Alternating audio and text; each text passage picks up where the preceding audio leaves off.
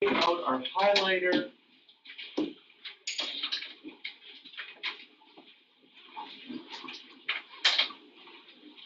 And we get the definition of what a radian is. If you have the exact same distance along the edge of your circle as your radius, we have a new way of measuring, which is called a radian. And we're going to explore this idea of a radian. What I'm going to do is I'm going to make the center of my circle here, and I'm going to make a circle with, starting there, with a radius about the size of this.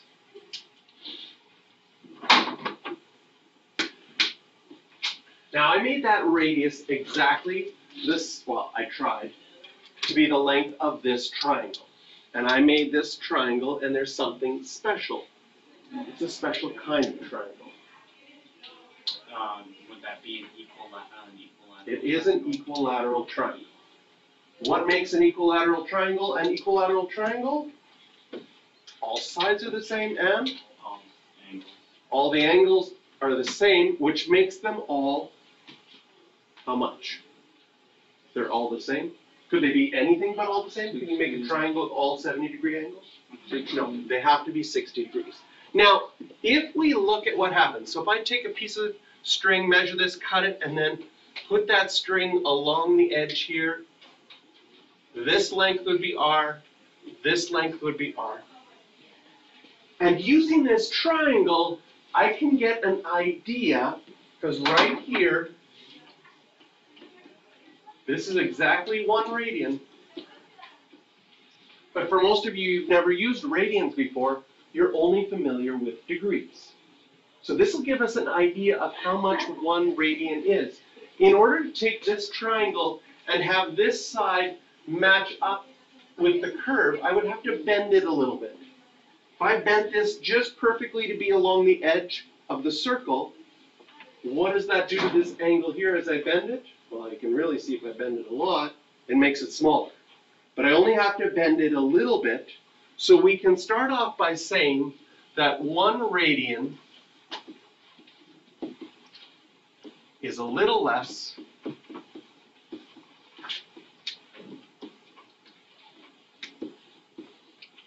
than 60 degrees. And as pre-calculus students, this should bother us just a little bit. You know, we're always like, oh, use exact answers as much as possible and don't round early. And now we have this loosey-goosey definition of a little less than 60 degrees. But it's a good visual, right? It can help us see, when you think of 1 radian, you're like, okay, it's a little less than 60 degrees. I can understand why that is using this idea of the triangle. But now we're going to try to be more precise. So one way to be more precise is we can use some knowledge about what we already know. Like if I would go all the way around the circle in degrees, that would be 360 degrees. So now if I go all the way around the circle in radians, I have 1 here, I take that string, I measure another one, I take the string, measure another one, measure another one, measure another one, measure another one. So yeah, we'll start off with there are 6 and a bit radiuses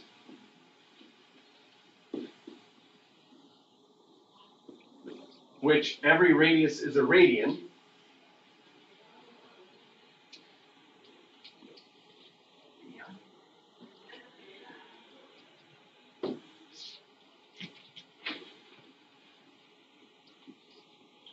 Again, we're not very precise yet. Okay, Callan actually got more precise. What instead of a bit, what did you want her to say? I have heard this before. I think the exact amount is about 6.28. Okay, so about 6.28. So he's saying that my a bit is 0.28. Now, how do we find out what it is exactly? Because yours was about sounded more precise because you had more decimal places. Mine was like really kind of just hand waving by just saying a bit more. Circumference. Okay, so we could use circumference. Because if I'm talking about distance around a circle, that's talking about circumference, and we have a circumference formula. And the thing I don't know if you realize is every time you have a formula, it's a relationship between things. And that relationship means something. In this formula, circumference is 2 pi radiuses. 2 pi is approximately 6.28, 3.14-ish times by 2. 2 pi is exact, 6.28 is still rounded. Okay? But that's what that formula is saying. If I wanted to find out how many radiuses I would need to go all the way around, it's going to be 2 pi of them exactly. And so this means we can now do a little bit of work being exact. We know that 2 pi radians, that's how much in a whole circle, is exactly 360 degrees. How many radians then would be halfway around? If I went only 180 degrees, I would get 1 pi, or just pi, right? Pi radians would be 180 degrees. And if I wanted to find out what 1 radian is, can you see that going from here to here, you'd have to divide by pi? So I do the same thing on this side.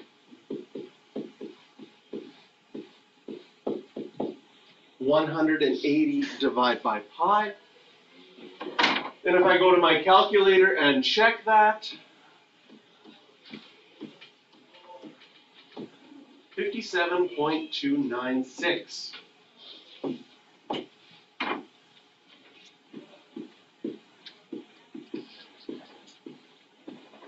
A little bit less than 60, but that seems a lot more precise. So when we push it down, it squishes it by about 3 degrees. A little bit less than 3 degrees. This is exact. And this is the idea of radians, and one of the things that happens now in grade 12 and moving into AP Calculus into university is that we start to use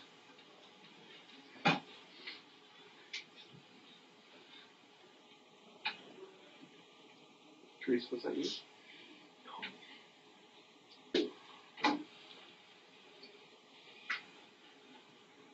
Can only be explained by ghosts. I mean, that is definitely what happened. Okay.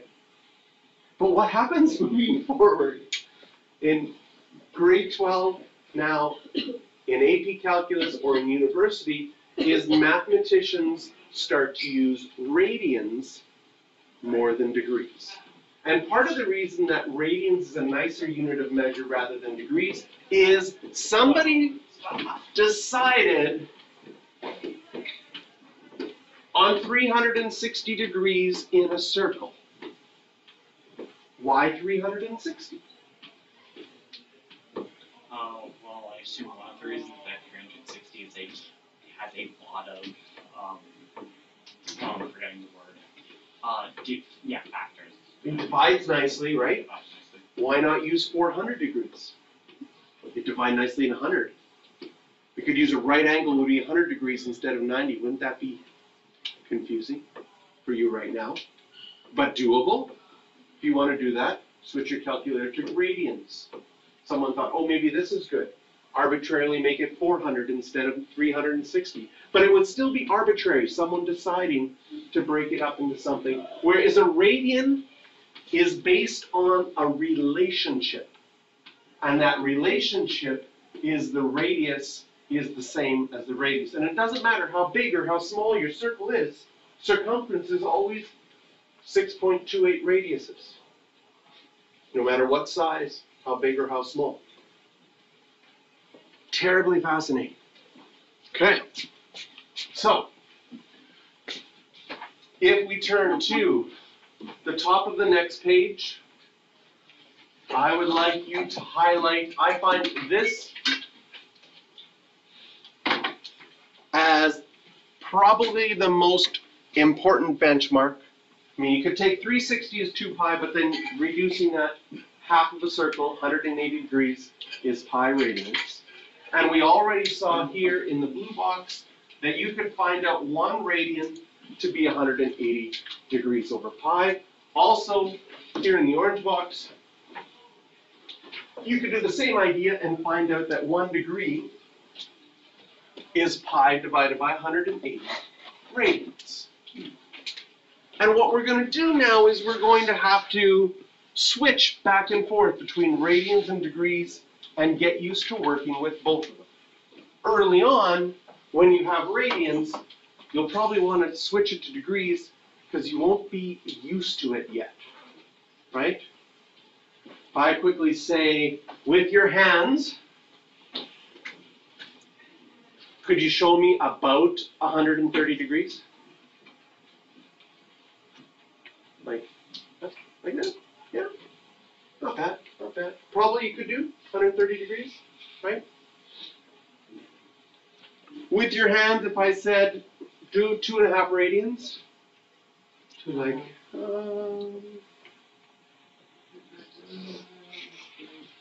put them in my pockets. Right, we're not as comfortable with that yet, so we need to develop that comfort level. And so we'll start with example 1, where we just start doing some exchanges. And I'll show you a couple of ways to do these exchanges. One of the ways that you're going to do the exchanges is to use those 2 things that we put in the box, the 180 over pi and pi over 180, and you just need to multiply by one of those to change it. Okay? The problem is they're kind of similar.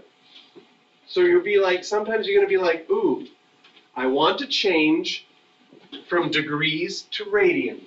Should I multiply by pi over 180 or 180 over pi? And that can get confusing because they're so similar. So I'll give you some hints to help you remember. If we have 170 degrees and I want to change that from degrees to radians, I'm going to multiply by pi radians over 180 degrees, and not 100 over pi. And here is the following that can help with the reasoning behind that.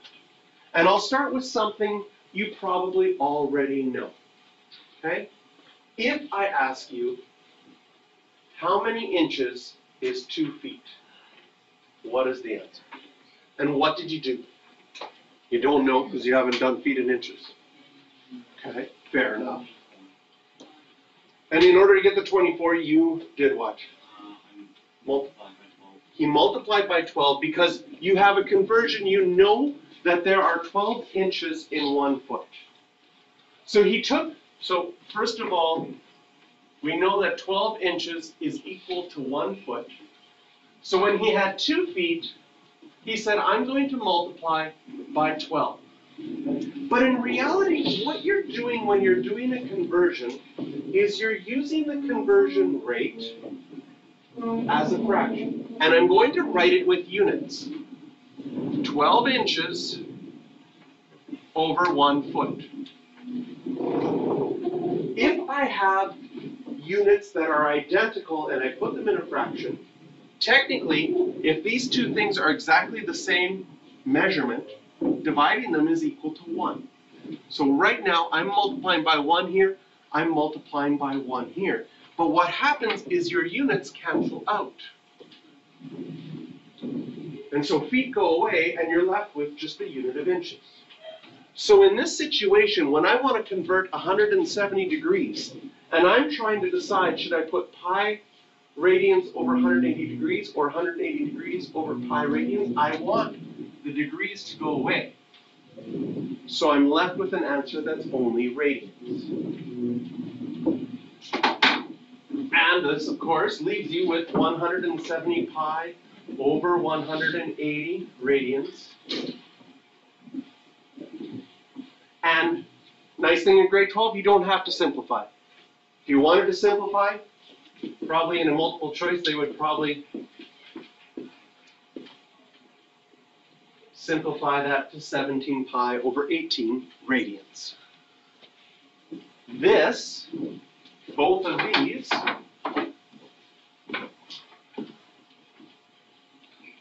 are exact.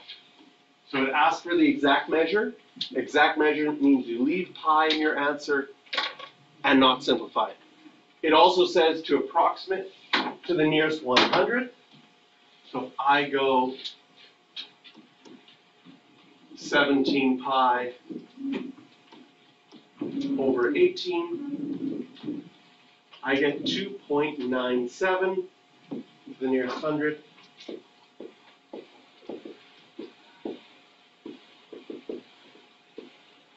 .97 radians.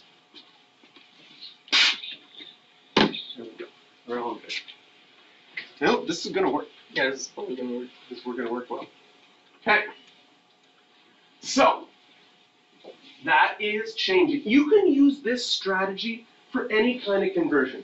Probably one of the conversion things that you'll do in your life is if you travel to the United States, you have to do a currency exchange. Or if you're from a different country, right, in your head, you're always sort of like, okay, if I'm buying this in Canada, how much is that in euros?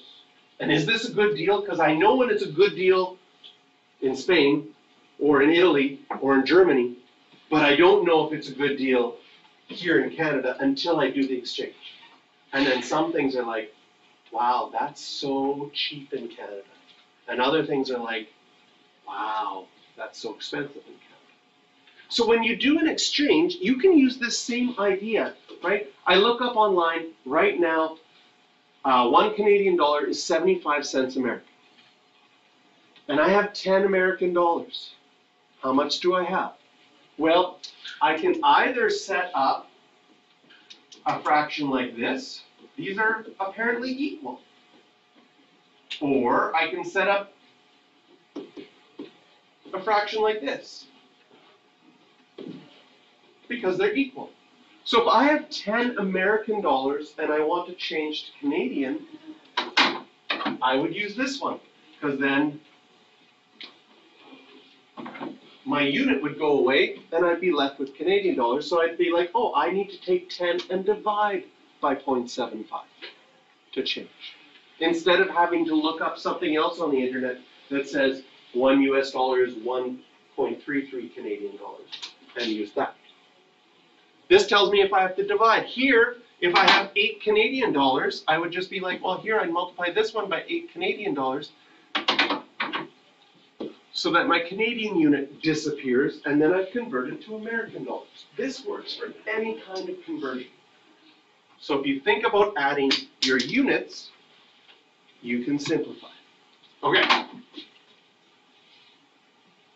So now we can do part B here. And part B, we're going to do part 2 first before we sketch. We have negative 12 pi over 11. We have it in radians, so I'll write the word radians here. We want to change it to degrees. So when I'm trying to think, should I multiply by pi over 180 or 180 over pi? Yeah, 60 times 2. I'll put the 180 on the top and the pi radians on the bottom, so that my radians units would go away. What is also really nice in this situation is that the pi goes away. Oh, I love pi. I know, it's gone. You happen to have any batteries? And so if I go to my calculator and I do 12 times 180,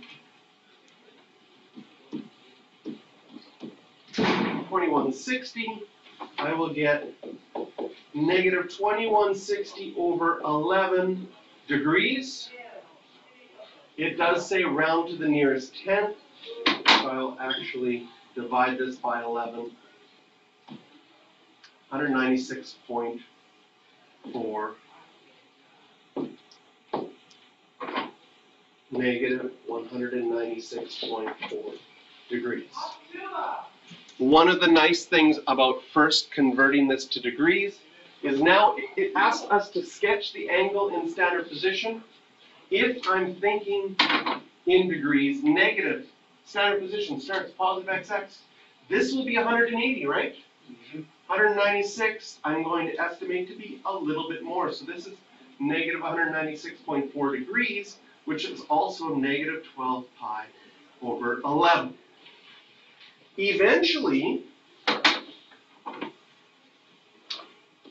we want to start to be able to think just in radians. So if we're thinking just in radians, just like 0 degrees, this is 0 radians. All the way around 360 degrees is 2 pi radians. Halfway around is pi radians. So when we're thinking about negative 12 pi over 11, this is the same as negative 1 and 1/11 pi. If I change it to a mixed fraction. The negative 1 tells me I have to go backwards 1 pi. And then I have to go 1/11 more. So I don't know how good you are at splitting something up into 11 pieces in your head.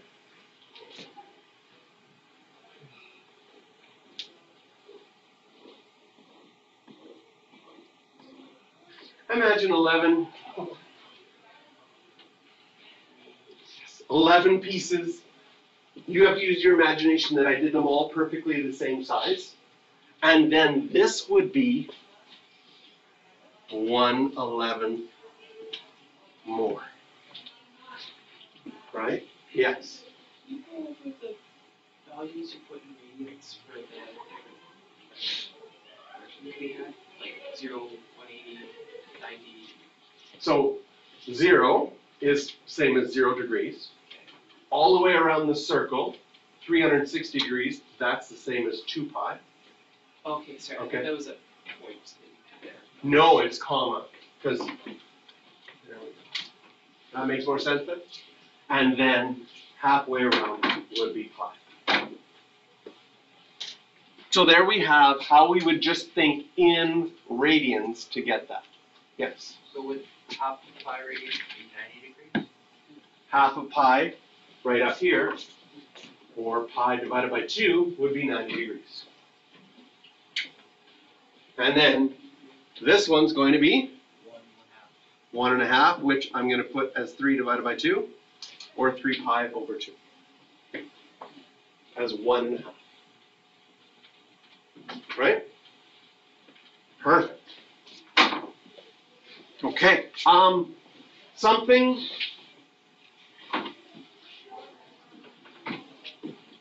There are some times that you can use the following shortcut to change from radians to degrees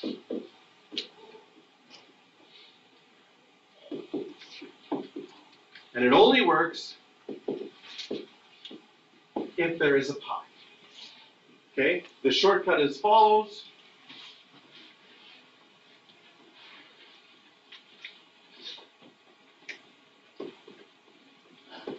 Since pi radians is equal to 180 degrees, but you're going to find yourself doing what I almost did there. I almost said, since pi is equal to 180 degrees, that is not true. Pi radians is equal to 180 degrees, but pi is not equal to 180 degrees. This is important. This is the same as saying 12 is equal to 1. Well, it's not true. Unless I say 12 inches is equal to 1 foot, then it's true. But I can't just say 12 is equal to 1.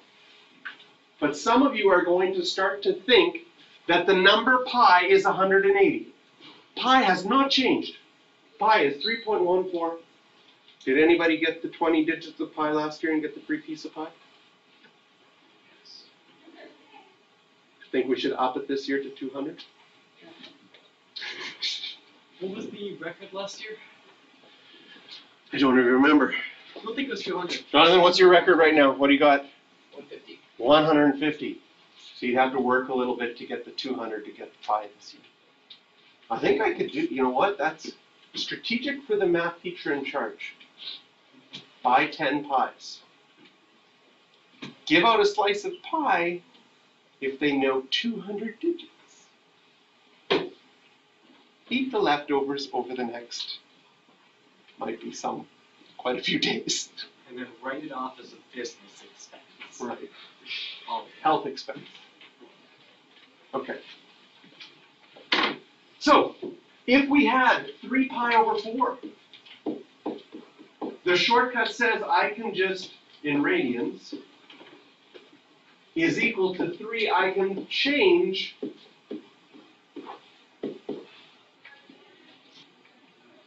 the pi to 180 degrees. This will give me 135 degrees. The reasoning why? Well, look, if we do it the proper way, 3 pi over 4 radians,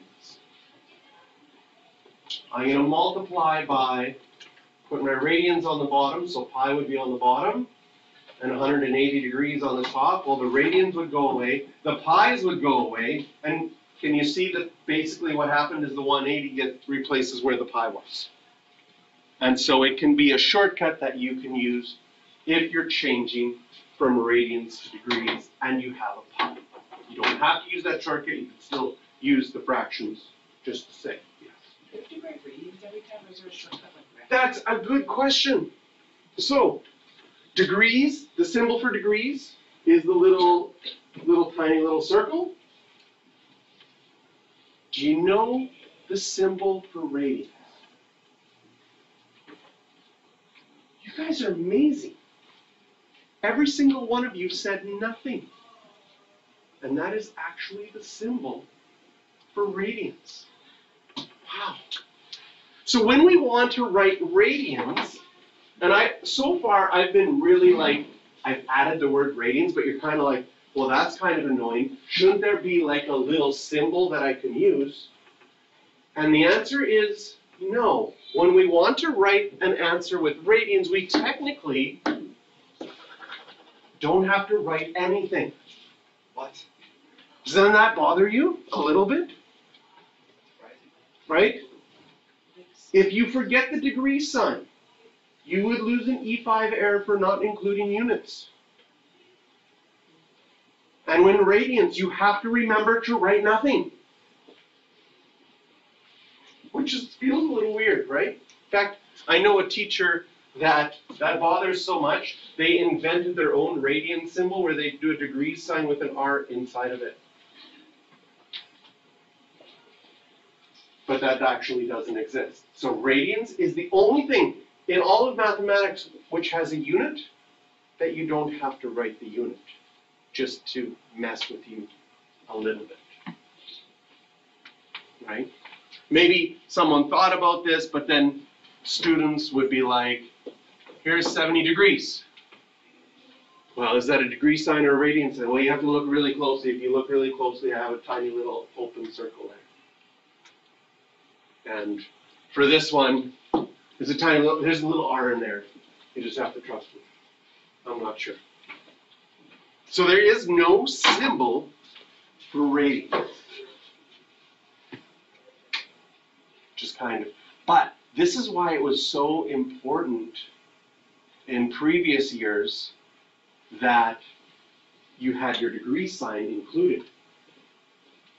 Because, for example, if you wanted your answer to be like 70 degrees, or even let's just do 180, right? I'm skiing, I do a jump, I do a 180. Now, everybody assumes degrees, I meant radians. Okay? 180 in degrees is just a half a turn.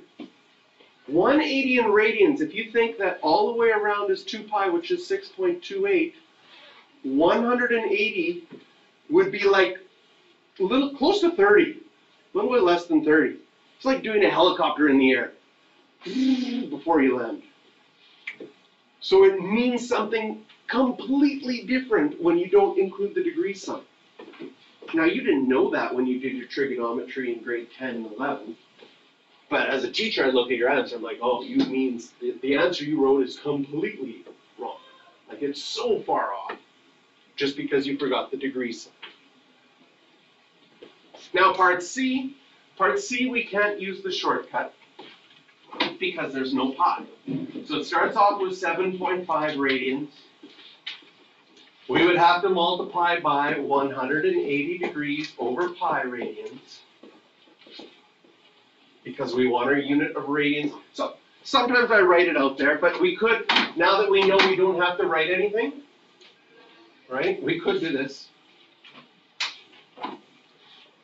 And then cancel out the invisible unit that's there. The invisible unit went away. And we're just going to be left with, now that's confusing, so I'm gonna still write rad. The invisible unit is real, it can't hurt you. Yes. If I just wanted to write rad on anything, would I lose points? No, you'd be fine if you wanted to like, for your, right, or rads. Sounds cool.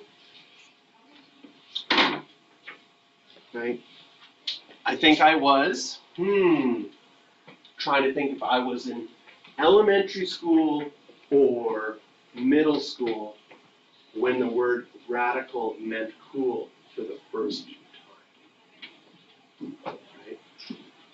Is it still in your vernacular? You're like, oh, that's so rad. Probably, yeah, you use that every day, right? Only if you want to make a math joke. Only if you want to make a math joke. Very rare. Oh, there we go. This is good. New seating plan. You're going to be at the front. You know that. Good. Yeah. So we can. I would like to keep this one here. Yeah. Well, we might move you different in the front, but we'll see. Okay. Questions? Oh, we should actually simplify this. So if I do 7.5 times 180, 1350. This technically is the exact value. If the question asks for an exact value, and I'm now in degrees, so I have to include my degree sign. If it asks me to round, which I think it does, The nearest 10. to the nearest 10, divide by pi, 429.7.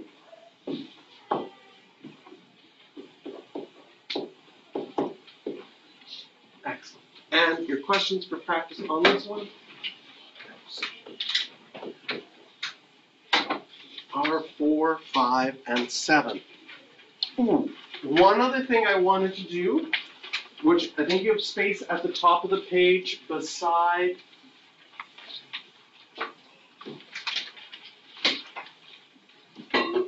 no, that's not where it is. Beside, yes, beside this, right? You have some space right here.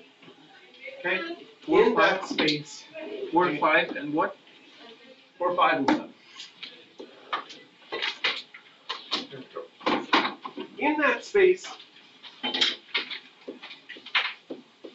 the formulas we discovered yesterday was an arc length formula, and we discovered it in degrees. Okay? I'm not sure why, but the letter that we use for arc length is S.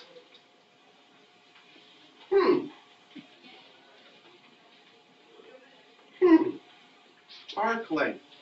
I think S. Probably because A was already, you use A so much already for area.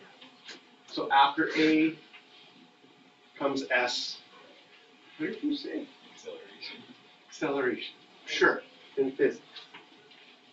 That's a little a though. So S for arc length, and we already figured out that it was a proportion saying whatever proportion your angle was out of 360 degrees times by your circumference. And now we can also make an arc length formula if you had a question in radians. It's the same idea. You have your angle. It's in radians now, but then instead of out of 360 360 degrees, well, how many? That is exactly equal to 2 pi radians. And then again, multiplied by your circumference. And you know how yesterday I said we should not reduce or simplify this equation because I like how it has meaning in this form, okay? I would also agree that we probably shouldn't simplify this one, but mathematicians couldn't help themselves. Because look how juicy a simplification this is. Like, do you see that the 2's are gonna cancel out? And the pi, like, because like, I can't help myself, I have to cancel that out because it's so easy to cancel out. And the formula, and this one is on your formula sheet, is so simple a formula. The arc length is just theta, the angle, times the radius, but this works in radians only. So favorite pastime of the final exam is to ask an arc length question, but make sure they give it to you in degrees. Because the degrees formula is not on your formula sheet. And see if you're tempted to use the formula that won't work, because it only works in radians. It's going to happen. Okay. Stop our video here.